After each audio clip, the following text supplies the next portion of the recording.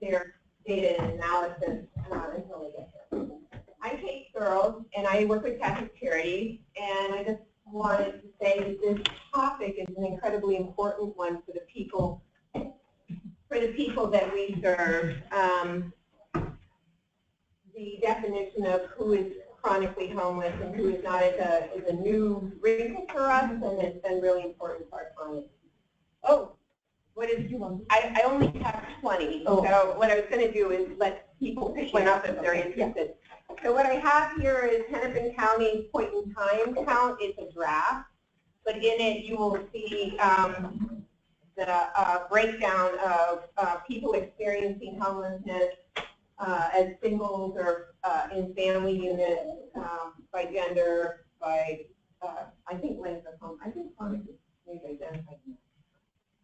So there is a sign-up sheet going around. Please put your name and your email down. And are our speakers here? Yeah. Great. Okay, so this is Maria Hanratty, who is an associate professor at the Humphrey Institute and teaches social policy, distributive justice. You earned her PhD in economics at Harvard, and before joining the Humphrey School was a senior economist with the Council of Economic Advisors. The Keystone team, are we missing one? Okay, we got some topic, so okay, no problem. So James Chigay, this is James, Candace Tang, and Pion Tu, and then Adam Wahlberg is coming. Just alert, these are all graduating master's degree people from the Humphrey Institute. So, in the spring, soon, looking for a job. All right, so come on up and share your wisdom with us. Adam's going to do an introduction, but he's coming very soon, so I would just give you the hand over.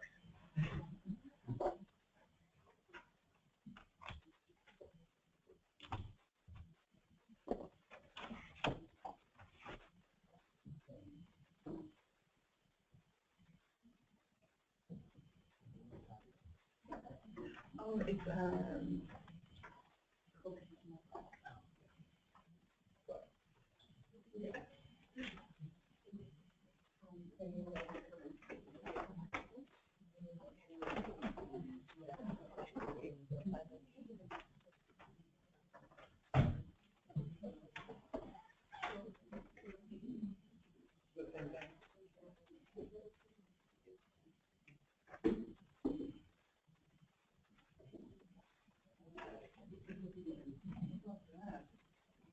Thanks for winning. I hope everyone is we're clearly not master student in directions. I went the wrong way on Lexington Parkway, then there's construction.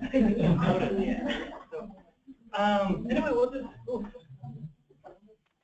Oh, wait. One thing we might like to do is let's briefly do introductions in the room. We normally do so that everybody knows who's present. So, as I said, I'm Kate Searles with Catholic Charities. I'm Lily Searles for Protestant People Public Schools. You know, such a brief school. Hi, I'm Andy Aker of the State University. Brian Newman of Wilder Research. Scott Godfrey, Department of Employment and Economic Development. Dunderwald, also with Steve. Sarah Heimel, U.S. Census Bureau. Danny Hilton. Robin DeMars, Washington County. Rick Birmingham, Community Involvement Program. Greg Owen, Wilder Research. Stephen Leverson, Houston. Scott Popper, President of the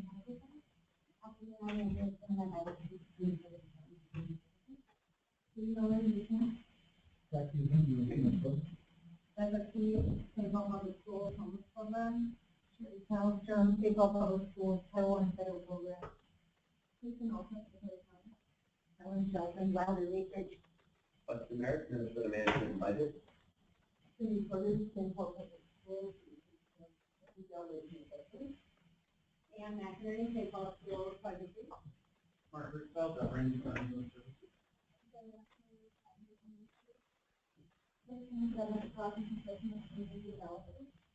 And we welcome prior to Congress, which we do this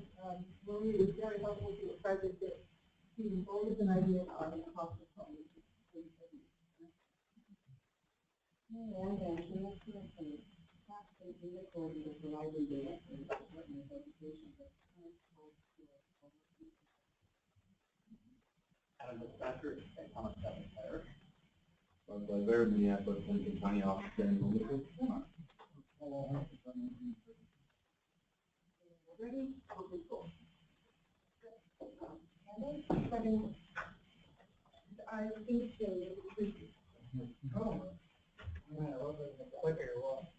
Thanks, everyone. Thanks for your patience. I know we have the room for an hour, so we'll keep it moving. I'm Adam Wahlberg. I'm part of the team that's studying chronic homelessness and under the direction of Dr. Mary and Mark Whitler. And as the first question as a team we want to ask was the obvious one before we get into like really into the granular stuff as well. Why study this at all? There's a lot of things to study. And so we were provided this data set that covers 10 years from 2004 to 2014. And to see, this is where I get to do my Belinda Johnson impression, which I love to do. I mean, the numbers double between 2004 and 2006, 2012, 2014. And I mean, there's obviously a reason why the recession is a key variable. But you know, there's going to be a small recession. So what can the county do to be prepared? And then when you go even deeper into the chronic population, which is people who are using the services regularly, it's tripled in that time. So I mean, and this should not be covered in the words, so that might be much, but that's pretty alarming, right? I mean, that kind of jumps off of any report that you look at. So that's kind of, you know, a big reason why that we spent the last 3 months buried in data and looking at this stuff. Also, there's information that says, you know, the chronic population is less 20% of the overall homeless population, but they consume about 50% of the resources. So with that logic, if you're looking at a piece of public policy working in a very impact on the growth areas, yeah, the chronic homeless population is sort of an obvious one. And then I kind of said that, which you won't be able to read. Of course, it's the right thing to do. No one wants to see anyone homeless. You certainly don't want to see the trends going in this direction. So, oh, look at this. Okay, we got it. I'm going to spend a little bit of time and then kick it over to the brainiacs on the team who really crunched the data. But there's a definition question that was an interesting opportunity for us because it just changed. It's pretty new. I don't know how many of you in the room follow this stuff or work on it. It was kind of new to us as lay people, but HUD just in December of 2015 made a definition change affecting the definition. I'm going to take you through a little bit how it reads now, and then we're going to get into the presentation where we'll explain it a little bit more in detail. Basically, it reads now. There's 2 buckets that the federal government puts in for chronic, which is continuous homelessness, which is if you're in for an extended stay, you're just kind of there, and or you've spent at least one night in shelter for the past 12 months. Or episodic, which is for episodes in the last 3 years with months leading up to 12. And it's the months leading up to 12 that's kind of a new thing that didn't exist before December 2015. Now you have to have these number of episodes leading up to a number of 12 episodes. And we're going to explain more as we get into this. Anyone else is transitioning? That's kind of our way of making it clear. So you're going to see a lot of graphs that look at these 3 different subpopulations we call continuous homelessness, episodic, and transitional. So that's my rest of my speed run through the parking lot, so just bear with me. So that's also a couple other factors that we just wanted to call out as far as definition. You're going to see some information about what constitutes episodes or stays. And one of the changes that just changes was that now if you spent fewer than 90 days in an institution, they count that towards it. We're going to get into that later. That used to not be the case. So that's kind of how it's defined. And our kind of approach with this project was how does this new definition affect the county, the number of people. And I think it's a surprising thing. We really worked over the numbers. So I hope that makes some sense to start. I'm now going to hand it over to James on methodology. You guys are much smarter than I am. So Thank you, Vanessa, James again, and Adam Hussein, and I'm really glad to be here. One thing I want to also mention when we were working with the definition is also this aspect that has to be in the definition which we do not apply specifically to our data. So what we're looking at is the definition as it applies to the different episodes itself. So primarily those data we had, we didn't feel, or we're not able to contextualize what really the stability meant. So we did apply that component. So when you look at this data, I just want to have that in the back of the eye. So well, we took basically a qualitative analysis approach, given the data that was provided to us from the NSF Office and homelessness, and it was a 11-year period data, which was pretty good to look into, and it contained, it provided us with the base that we used to be able to analyze the entries and exits, and also be able to appear the number of questions that we're able to we are accounted for, single values that we are accounted for through the analysis. So what was interesting with the data is that they took 20,000 single adults, and they were able to match that with the state data, Marxis and MMIS. And so they were also able to track those individuals to give us information about different demographics. So we can be able to compare them with their demographics. We can be able to compare them with their medical claims that they went in for. We can be able to see how the incidences in prison and detention was like. So that's how actually we also divided the data. We looked at the data separately in three groups, actually mainly three groups. How they utilize, how the homeless population utilize their shelter, and how these homeless population was how the demographics look like, and then how they used prison and the detention incidences. So we were able to extract a sample, and you will realize that from the sample that we extracted, we divided that sample into periods of 3 years. Okay, so we had like from 2004 to 2014, we broke the data into periods of 3 years, so we were able to analyze it without the gap. However, for the first presentation for shelter use, you see that we also had overlap. We did overlap from 2004 to 2014, because we also wanted to see the trend across the data. So this is the only component, how the public shelters were utilized. This is the only component where we apply the overlap. Otherwise, for all the other data that we found, we are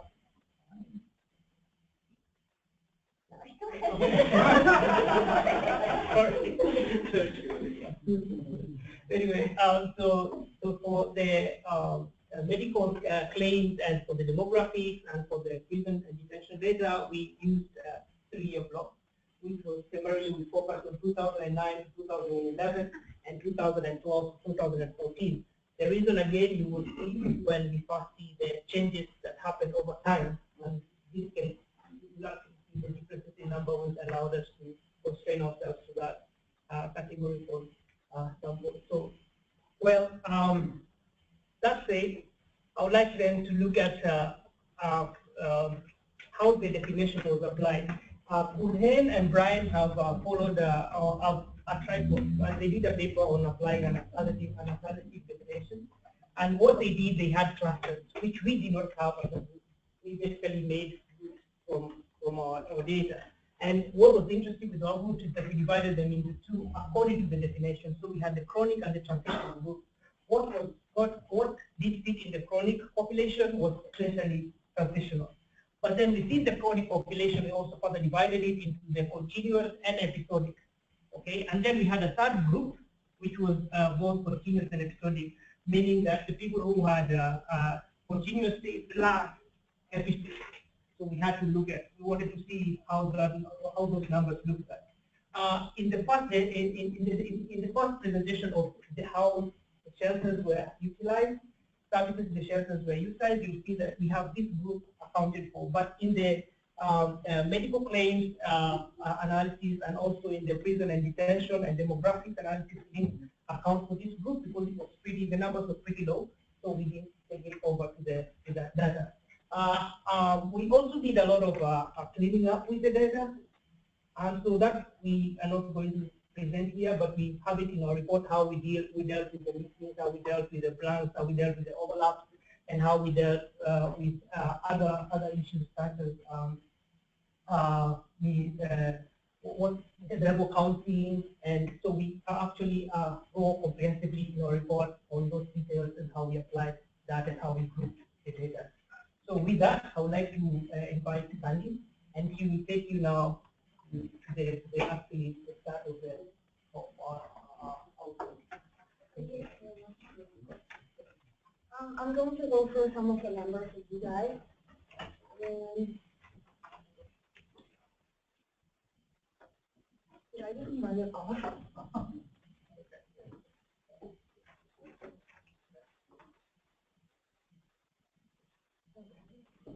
So the very first question that we asked ourselves was, how many homeless individuals were there in Hennepin County? And so we used the shelter use data and we created this chart, which shows you Hennepin County single adult shelter population in 9 overlapping time periods. And for this graph, we applied the new federal definition of chronic homelessness. The red block shows you the chronic homeless population, and the blue block shows you the transitional homeless population.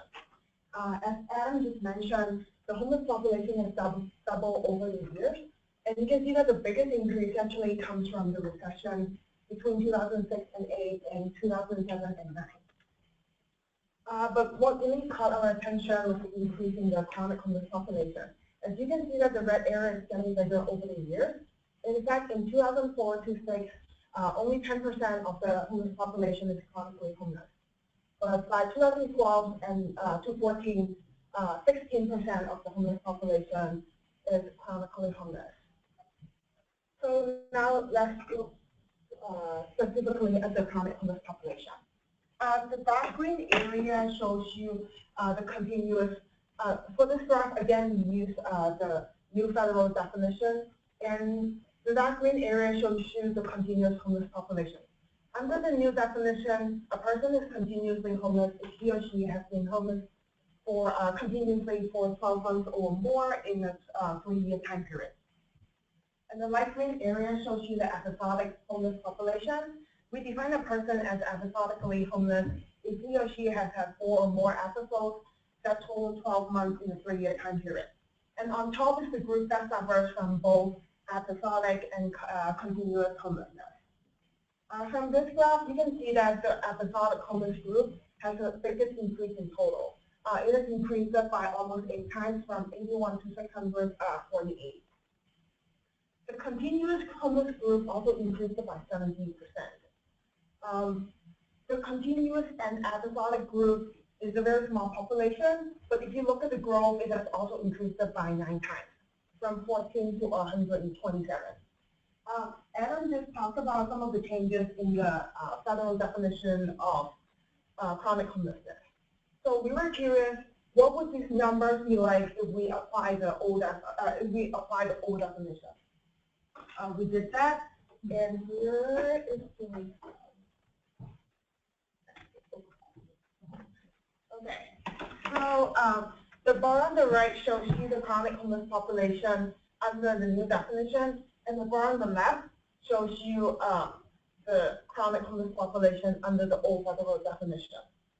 And just to remind you, under the old federal definition, a person is continuously homeless if he or she has been continuously homeless for 365 days. And a person is episodically homeless if he or she has a 4 or more episodes in a 3-year time period.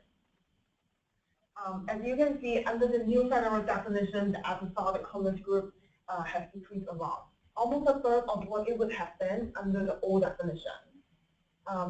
So you can see that the new federal definition definitely has a bigger impact on the continuous homeless population, because if you look at the continuous homeless population, bigger impact on the episodic homeless population. Because if you look at the continuous homeless population, I mean, the changes is not that obvious. So far, we have defined an episode as shelter stay that separated by 30 days or more. But under the new federal definition, to be an episode, you just have to be shelter stay that separated by 7 days or more. So we decided that we would also change the definition of the episode and apply the 7-day episode gap and see what would happen.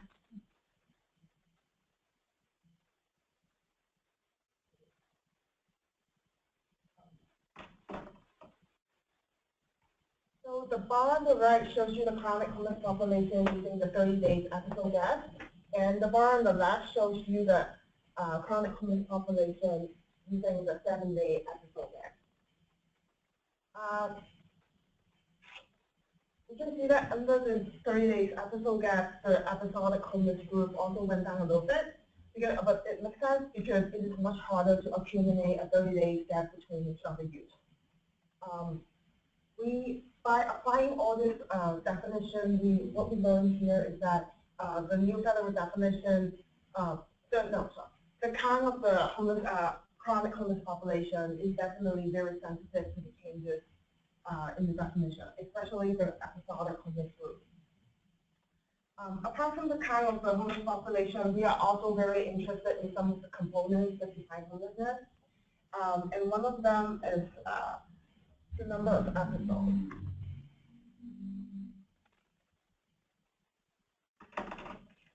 So these pie charts shows you the number of episodes homeless individuals experienced in a 3-year time interval. Just to clarify, we include both the transitional and the chronic homeless population here. So you can see that a majority of the population actually had just 1 or 2 episodes in the 3-year time interval. But I want to draw your attention to the red slide. As you can see, in 2006 to 8, only 6% of the homeless population experienced 4 or more homeless episodes in the 3-year time period.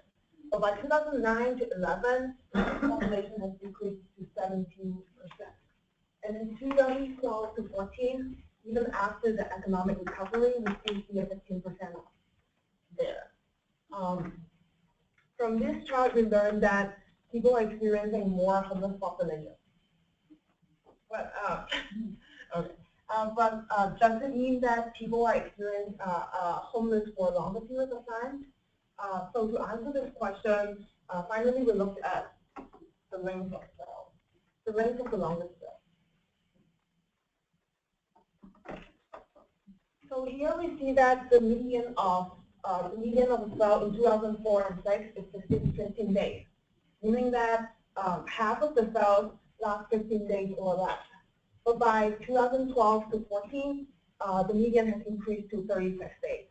We see a very similar trend at the upper quartile. It has increased from 67 to 115 days. We do see some improvement at the 90th percentile. In 2006 to 8, it was 364 days, but by 2012 to 14, it has increased to 266 days.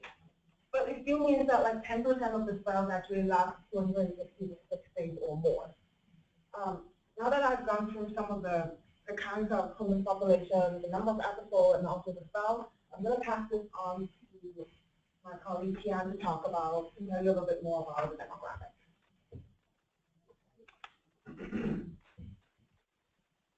Hello everyone, my name is Tian Qiu, and I will talk about demographics of chronic homeless in Hennepin County. And we make an analysis of difference between the chronic and transitional homeless based on the new federal definition. And we divided the population into 3 groups: transitional, episodic, continuous, and episodic. And we also based on the date from 2012 to 2014.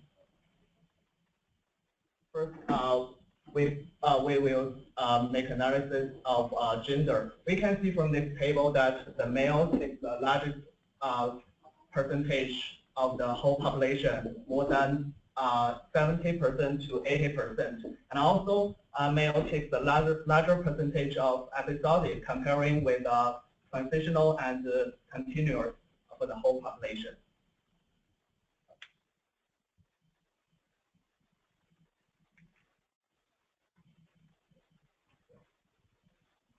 Okay. Next one is race. And we can see the majority of homeless individuals are Black, takes more than 55% to 57%, and followed by the white about 33%, and the Native American about 6%, and 1% is Asian and Pacific Islanders. Although we can see there's seems not a large difference between three different groups, transitional, continuous, and episodic, but we can still find that it seems that in the episodic group, the Black and the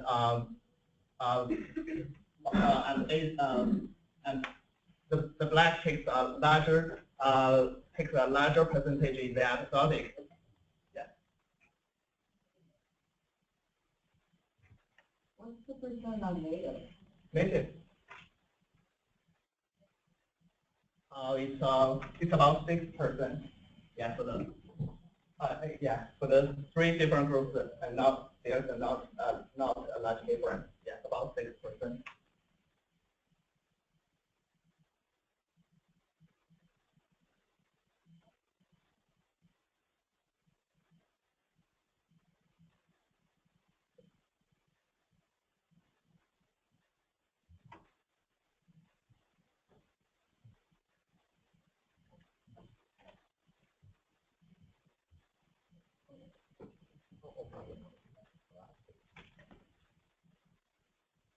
Yeah. Next one is education level. We can see for the whole three groups, transitional, continuous, and episodic, the majority degree is high school degree, and also takes about 55%. And the second degree is more than high school, takes about less than high school, takes about 25%. And we can also see that there's a not very big difference for the three different groups, but we can still find that in episodic group, the degree which less than high school takes a larger percentage comparing with the transitional and the continuous group. Okay. The next one is resident county. Let me explain what's the meaning first. It means the county in which the individuals spend the most of their time. Number of months in the measurement period. We can see that for the total population, more than 80% of the whole population takes their longest month in the Hampton County, and followed by the Ramsey County about 8%. And we can also see there's a large difference in episodic. It's obvious that people spend their longest months in Ramsey County in episodic, comparing with transitional and continuous group. Okay, next. Okay, the next one is immigration. We can see about 6% for the whole population of chronic homeless is immigrants, and we can also find that in episodic group, it has a larger percentage of immigration compared with transitional and continuous group. Okay, next one is earned and unearned income. Let me explain what each row's meaning. For the earned income, the first row, any earned means the share population with any earned income. And the earned month means the median number of months of earned income given that individual had earnings. And the third row means the median earnings per month. And for the unearned income, the annual earned means the share of population with any unearned income, and the unearned month means the median number of months of unearned income given that the individual had unearned. And the unearned means the median earnings per month. We can see from this table that the episodic group has the largest unearned month and unearned income, and this group has the worst situation. And the transitional group has the largest earned month and earned income, so the situation is better compared with episodic and continuous group. So, okay, the last one is emergency assistance and the supplemental security income and the retirement survivors and the disability insurance. So let me explain the issues meaning first. And for the emergency assistance, any emergency assistance means the share of population with any emergency assistance. And emergency assistance month means the median number of months of emergency assistance given that individuals had received emergency assistance. And for the SSI or SDI, it means the first row means the share of population with any SSI or SDI, and the SSI or SDI month means the median number of months of SSI or SDI.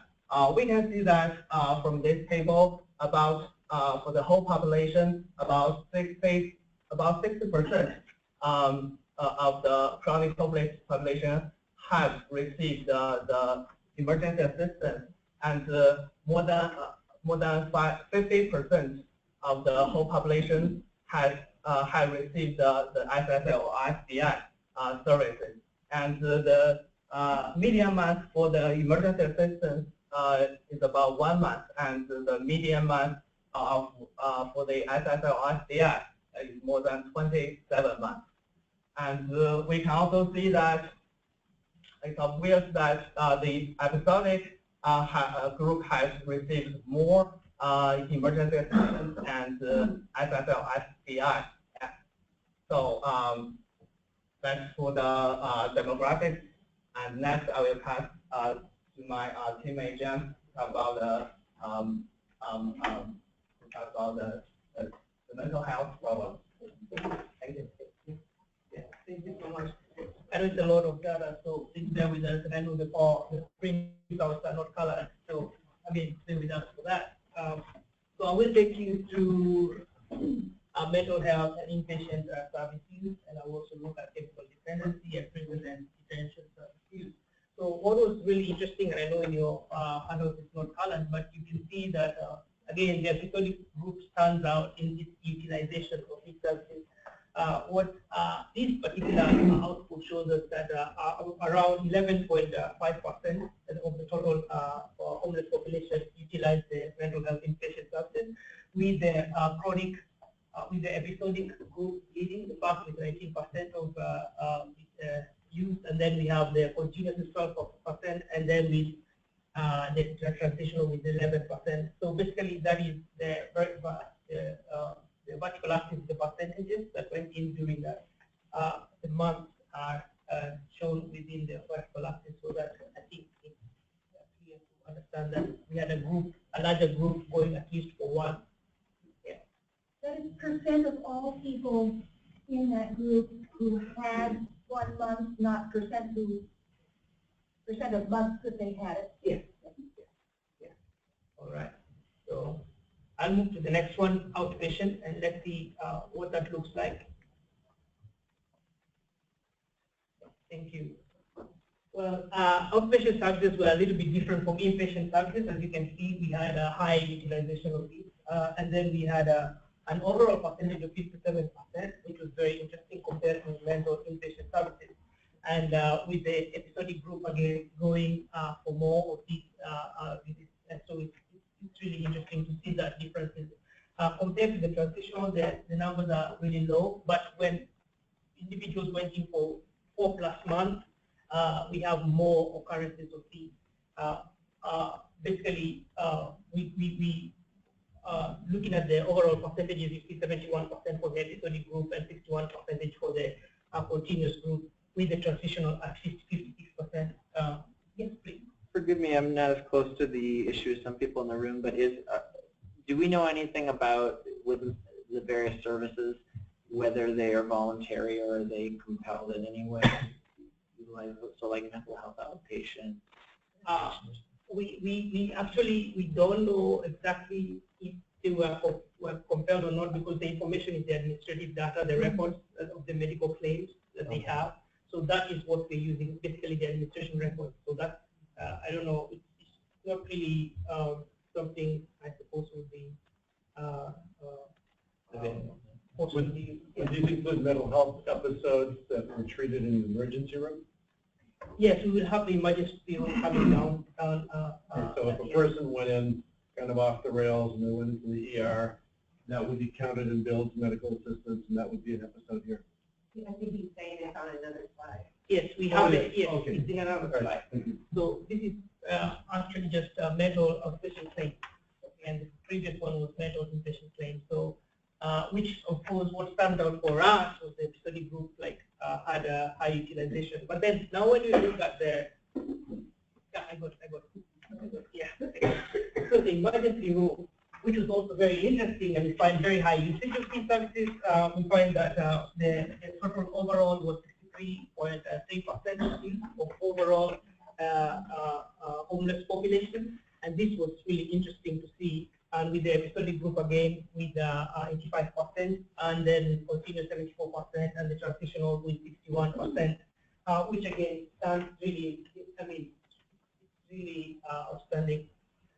Just to clarify, is this for a mental health concern only or a physical concern as well? Anything that was done?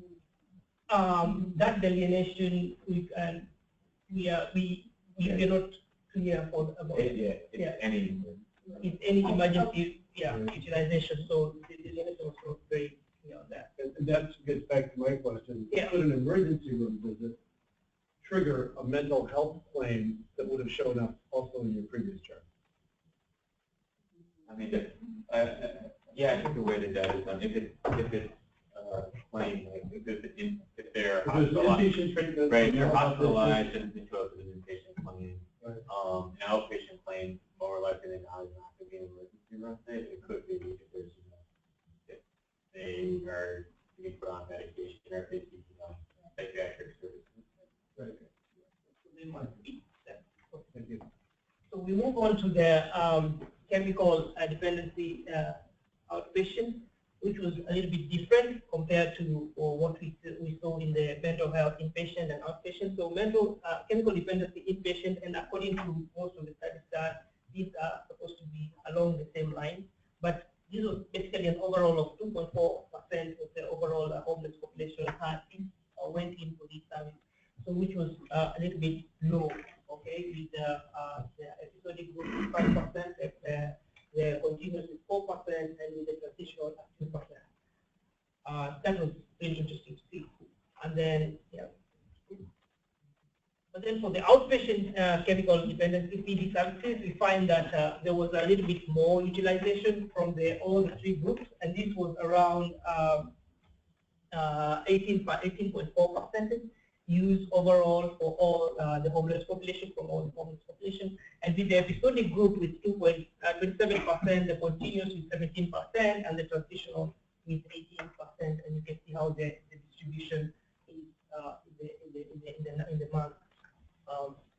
So with that, I will move on now to the prison data and the detention incidents. So what was interesting for us as we looked at this data is that prison use and mainly prison incidence was not as high compared to from our analysis. It was averaged around 6% per individual group, which was not so high. And but what was interesting is that the transitional group had a year plus days in the prison, which was also standing out, where we thought like we would see more of the episodic group being there for many more or longer duration. Yes, question. Yeah. When you say prison, which data is this reflecting? Is this the workhouse? Is it state corrections? Would it include jails as well? No, this is state correction. State correction is right. Yeah. Yeah. So we have the detention data that jail that has jail, and then we follow up after this one. which is also very different, and you will see the differences. Yeah. Both state and federal prison? Well, the person who, Yeah, it's all the DCR. Okay. So anything that would be above and beyond jail or house. okay. Then I'll move to the detention incidents. And so you see this is a little bit higher compared to that of prison use, and which was also interesting to us to see that the overall was around 40% use from all the homeless individuals, and with the episodic meant again being the high having more incidences compared to the transitional group.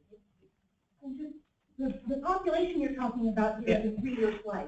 Yes, Is it the is prison 2000. experience only within those same 3 Yes, years? only through that period. Okay. Yeah, 2012 to 2014. Yeah, because on our report, however, we have a comparison. We compare it to 2009 to 2011. But just because of this presentation, we just opted to just show 2012 to 2014. Yeah. So maybe what she's suggesting is if that 365 days was extending out of one end or the other of that 3 years, it would not be in the 365 day plus. That might be a possibility too. That might be a possibility. Yeah, yeah, you may be right in saying that too. But yeah, overall, this was the outcome of the detention. So with that, I would like Adam to come and speak about some of the limitations that we saw when we were doing, or we came across when we were looking at this data, and you can elaborate. We have the monthly well, thanks, sir. How about these young guys?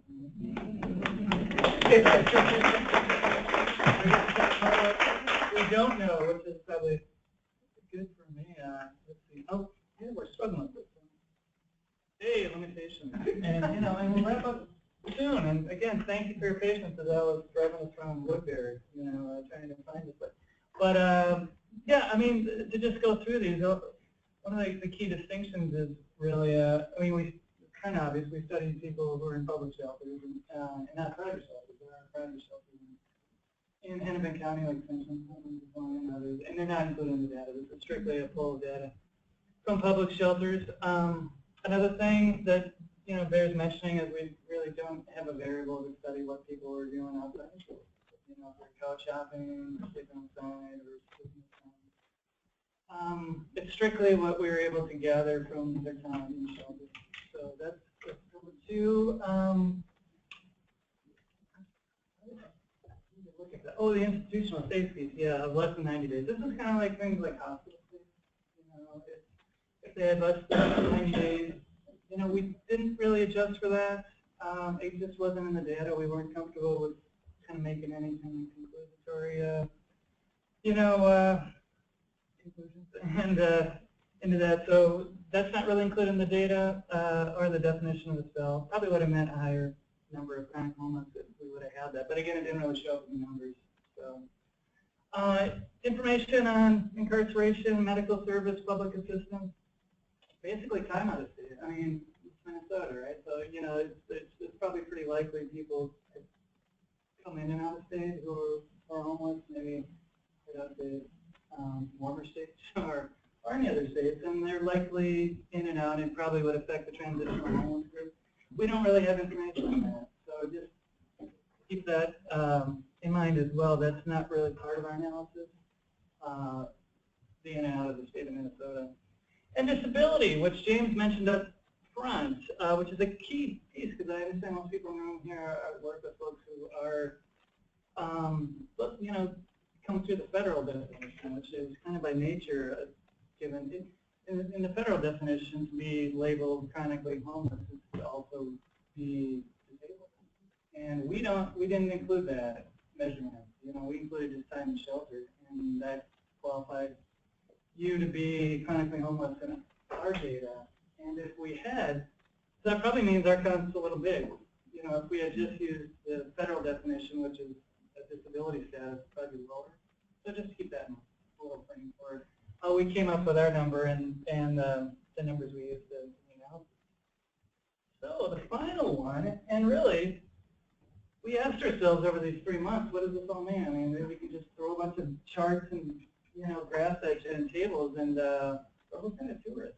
We're kind of new. You guys working this, so we wanted to find out. We wanted to kind of summarize what this meant to us as far as what jumped off the page, but we don't want to hear from you as far as what's jumping off the page for you. But for us, oh, good Lord, did I?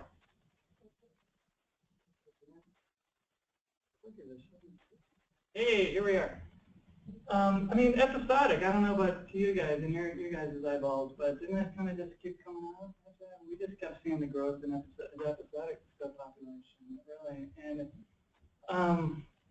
in a couple areas, the detention stays looking like really high numbers, and also mental health services. So, and especially in these last couple of weeks, we really kept asking ourselves, simplify. What can we pass on to people who work in the field? And really, those were the buckets that just we saw that there seemed to be a lot of need. There seemed to be a lot of growth in need, and there are a lot of different things. And you guys are all familiar with these type of reports, so I'm sure you're going to pull your own conclusions. But for us, we kept seeing those service needs coming up over and over again in high percentages. So I mean, really, you just jumping off that as far as what you can implement. I can't, I would view it as an opportunity to really expand networks and really bring in stakeholders, maybe even outside of traditional networks. And I know counties have their own systems and can be very bureaucratic, and none of these things are addressed quickly. But maybe start engaging with conversations with the incarceration community, mental health. Not that this stuff isn't already being done. We wouldn't be so presumptuous as to say here's a piece of that isn't being done properly, but perhaps with this data and these findings, it can kind of maybe tell a story that can help people go into meetings and say here's where maybe some more emphasis could have results, especially with chronic, which is it does seem to be what's driving a lot of the discussion as far as how the trends are looking and who's dominating kind of the resources in this area. So, and finally, I mean, we were given this amazing data set that's just got like gold mine of stuff, and we, worked it over in a couple of several areas really, but based on spell time, 70 days versus 30, based on definition. Let's just scratch the surface. So, I mean, Mark gave us this great stuff, and I think they're going to keep using it in a lot of ways. But I just want to bring up that this stuff can be used and looked at to probably come up with all kinds of great stuff. And, ours was pretty limited, and we hope it wasn't working. So anyway, gosh, we got 10 minutes, so that's really it from us. And Thank you. Yeah, well, thank you.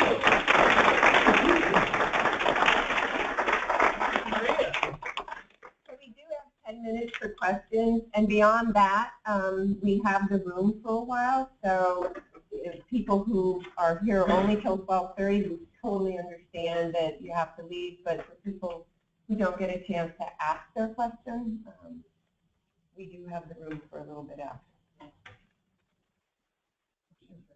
Well, I was just wondering if you could mention, this is on Madison County single population, right? And in the homeless world, we also, like we typically break down by population. So I was wondering if you also, if you made a decision somewhere along the line to use this population, or if you thought about doing family reviews or how that process went.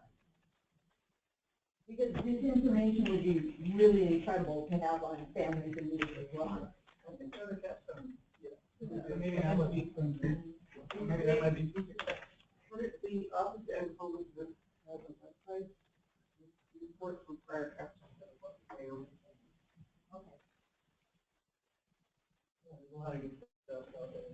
And in particular with the definitions, we have, I think we did the first to apply the new definition to the data, and these expansive kinds of data. So even in the future,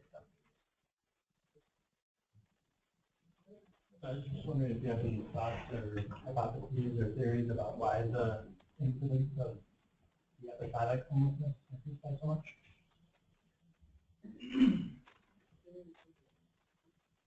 Data. It was interesting that the next week the cycle that keeps kind of people like that. Josh, what's the question? Yeah, I can help. What we are thinking perhaps, and we had a conversation about yesterday was perhaps as more data has been and more reports have been done, we have seen the benefit of focusing with the continuous homelessness a lot, and they have actually been housing these individuals more, and perhaps the episodic group has been not as much inculcated the focus has not been on them as much. So then, as you focus on one group, their numbers drop, and as you saw in the demographics, they actually really drop. But then in the episodic, that group perhaps that can be one of the hypotheses why. It's interesting though. I mean, we were talking about this last week, which is seem to have fewer services. I mean, maybe, you know, as far as mental health needs, chemical homes, things like that. And that's like kind of a little bit jittery interlife, but it seems like as far as and so, but if you're in the system and there for a period, it seems like you have again, what the conclusion is, it jumped out at us. So the thought I had is, with the change in the definition, we're identifying obviously less people, because as you know, so then we're identifying those people that are services to less people. What happens to those people that are still there? So we don't provide them services. What happens? You know, they don't go away. So I'm just saying. It's there. No, It's there. it clearly is a comprehensive list of, yeah, no, it's a very good point. It's an equity issue. Yeah. Also add something like the goal again is to focus on the service population, and so that's what people see there that are a lot. So that's why it doesn't reduce the number. I mean, it actually just reduces the overall number you see. But it's again a trial in trying to focus on the most vulnerable people, so and trying to get them out. So that's why I support people and then expand the process thereafter. Couple of comments. I think the data that you showed the uptake of services. And I would be cautious making the jump from that to be to people who are continuously homeless have to do needs. We know that they're consuming less services. We don't know that they need less services. They may be more resistant to accepting them. So I think just one slight interpretation difference. And many thanks. I think this is a really interesting analysis and I learned a lot from it. I also think, though, that the interpretation that in an era of scarce resources, the implication is we need to put more here when it's at the deepest end. When you showed the demographic changes, and not only the median length of time homeless, the 76th percentile, the 90th percentile are all creeping up. You can wait until people get into the deepest part of the pool and then go in and take them out. But if you haven't changed the slide of people from the shallow end into the deep end, all you're doing is increasing the number of people who end up in the deep end later. So I'd be really careful about prioritizing scarce resources only to that extent and not looking at the dynamics of what drives people to get there. We find that if you don't have a criminal record or a substance use problem, when you come into the shelter, you will acquire one within a certain number of episodes or a certain number of nights in shelter. So to your point, we totally get that we're prioritizing scarce resources to the quote-unquote most vulnerable. It's actually to the most expensive. But we're letting other people come into those positions that maybe with a more portfolio approach Go ahead, If I Mark. could just say, it's not as if we're the idea of looking at the most chronic or the most multiple and then targeting services to them. Every service is going to those people.